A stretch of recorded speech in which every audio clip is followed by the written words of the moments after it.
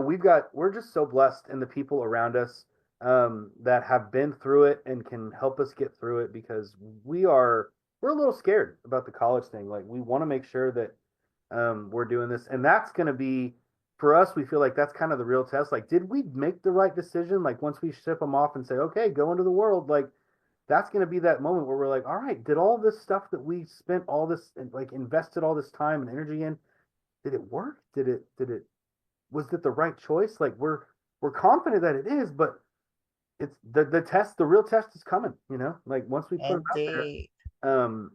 let's see if this stuff really works. And we're hoping and praying it does, but who knows?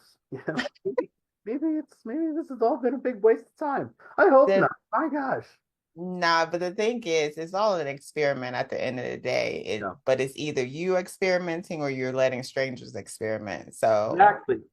you Exactly. know, has there been any like I want to go to public school talk? Oh man. It's come up a lot, of course, yeah. Okay. Um, because we're in a church community, and a lot of those kids they're also in public school, so like our kids they see it and they know about it. Um, and I'd be lying if I didn't tell you that there were times that like my wife and I would just be so frustrated, like that we were right there, like on the website, like should we just do it, like just give up, put them in public school and just go back to our normal lives. Like it's happened, we've been there, we've gotten real close sometimes, and thank God we didn't do it. But I would say it was more prevalent early on, like those days of trying to teach kids to read were Mm. God, they were so hard. Especially when, our oldest daughter, we were blessed, like she's a reader. She picked it up early. It didn't take that much effort to get her there. She figured it out. Our second kid, our middle daughter, that was a struggle. It was a war to get her to want to do it and to get her to actually figure it out. Man, that was hard. And then we had our youngest at the same time learning how to read, and we were doing it for both of them.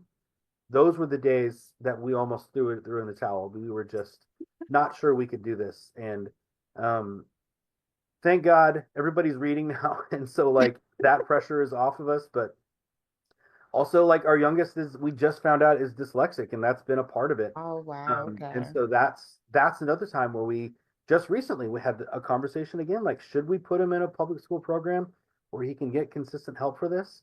Um, and then the more we looked into it, we actually went to a school, we talked to some people, and we figured out that what he would be doing is basically being pulled out of class and put on an iPad for 45 minutes doing a special reading program. We were like, that's it. That's what it would be.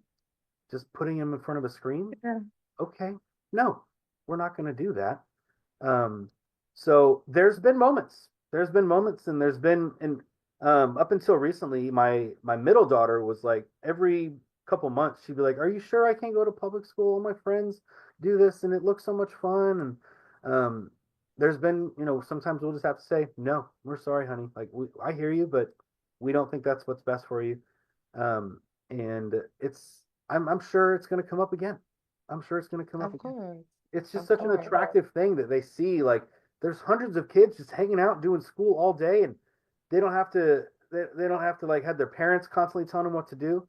And I'm like, yeah, that exists. That is a and we don't like it, and we're not going to send you there. I'm sorry. Yeah, my oldest would have that thought process as far as like what she's seen on TV and whatnot, and be quick to say, "Oh, I want to go to school so I can have a crew and I can be the leader." And I'm Yeah, yeah. like, I'm like, "And and, you and didn't truthfully, fight." it takes us explaining what a morning would look like to them. Like, oh, cool, you want to do public school? Let's talk about that. So the bus would pick you up Mm, around 7:15, and that's about the time that you're still dead asleep every day. And then you'd get home like with our oldest, like we'd be like, okay, you'd get home around 3:30, and then 20 minutes later we'd be taking you to dance. And so you'd go straight from that to dance pretty much every day, and then you get home around 9, and then it's homework time. And then about mm, 11, you'd go to bed, and you'd do the whole thing all over again. And when I say it, I'm like, oh my gosh, that's really what kids are doing, though. Like that's yeah. really happening for so many kids. Like they are going all day from 7 to like 11. With Yeah. not like, because if you're in any kind of extracurricular thing, like if you're in band, if you play a sport, like that's your day. You're done. Like that's what you're doing. You're doing school, and you're doing that thing. Don't even get me started on marching band. That is just the craziest thing in the world. These kids are spending hours and hours and hours every day and weekends doing this thing, and I'm like, man, you this is your whole life. Yes. Have Yes. you That's really why thought when of you it? were like talking about the like your daughter growing so quickly, your Yeah. oldest, Mhm. how everything was like it's like a freight train, and you're with her every day, like every day. You're But spending way yeah, a lot of time with her. And you can just imagine the parents who are sending their children to public school, they look up and their child are, it's like, oh my gosh, you were just 5, you're yeah, 15. Oh my gosh, you were just 15, you're 18. Like, it moves quickly, really does. quickly. It's crazy.